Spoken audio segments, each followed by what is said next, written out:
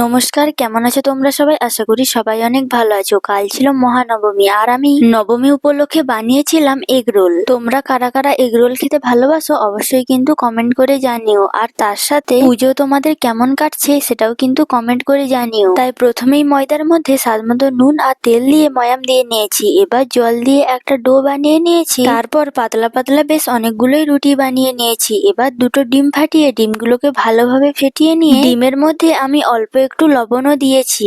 এবার কড়াইতে একটা করে রুটি দিয়ে দুই পাশটা ভালোভাবে সেকে নিয়ে এইভাবে সব রুটিগুলো হালকা ভেজে তুলে ওই কড়াইতেই তেল দিয়ে তার উপর ডিমটা দিয়ে ডিমটা একটু ভেজে তার উপর রুটিটা দিয়ে ভালোভাবে ভেজে নিতে হবে। এবার দুই পাশটা ভালোভাবে ভেজে তুলে মাঝখান দিয়ে একটু শসা কুচি, একটু পেঁয়াজ কুচি, একটু লঙ্কা কুচি আর টমেটো সস দিয়ে ভালোভাবে রোলটা মুড়িয়ে নেব।